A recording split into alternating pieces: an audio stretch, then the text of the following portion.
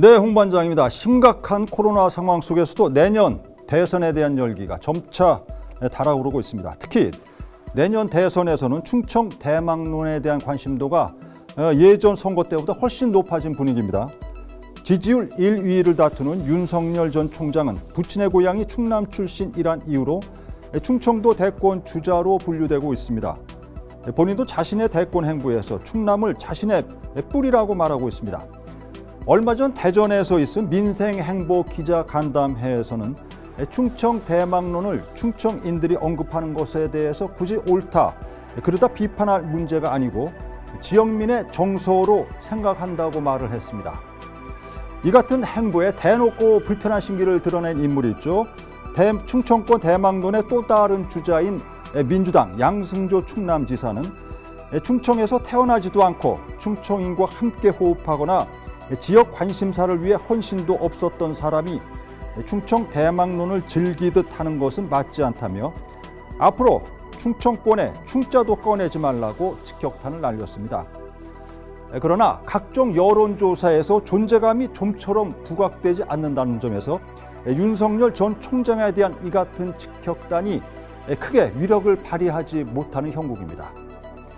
충청 대망론 주자들 가운데 김동연 전 경제부총리는 충북 음성 출신입니다.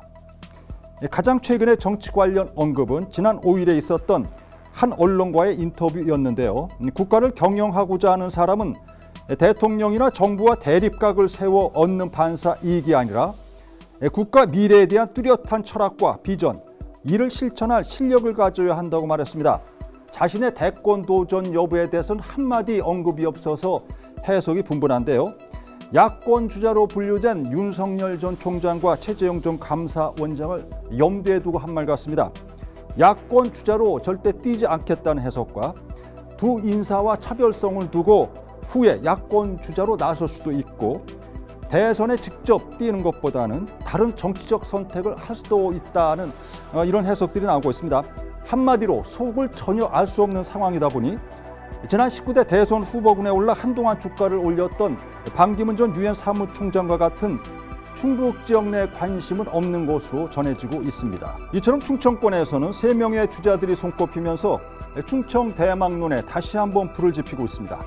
역대 충청 대망론으로 회자된 인물 가운데 대통령 직선제 이후 대권 도전에 성공한 사례가 한 번도 없다 보니 사전오기에 신화를 쓰자는 얘기들이 심심치 않게 나오고 있습니다. 과거 삼김 시대의 김종필 전 총리, 윤석열 전 총장과 마찬가지로 이회찬 전 총리도 선대의 고향이 충남이었기에 충청 대망론 주자로 분류된 바 있습니다. 이인재 전 경기지사도 한때 유력 대선 후자였고 신대평 전 충남지사, 정운찬 전 총리, 반기문 전 유엔 사무총장, 안희정 전 충남지사 등이 유력 후보군으로 분류된 바 있습니다. 그리고 정치권에서 충청 대망론에 관심을 갖는 또 다른 이유는 충청도 출신 대선 주자를 충청도민들이 전폭적으로 지지하냐 지지하지 않냐를 떠나서 역대 선거에서 충청도의 민심이 대통령을 만드는 데 절대적 역할을 했다는 것입니다. 충청권은 특정 정당이나 충청도 출신이라 해서 특별히 쏠림 현상이 없이 될 만한 후보를 정확히 가려내는 캐스팅 보트의 면모를 보여왔다는 것인데요. 충청도 민심을 얻지 않고는 대통령이 될 수 없다는 것이 정치권에서 바라보는 충청 대망론의 또 다른 해석이기도 합니다.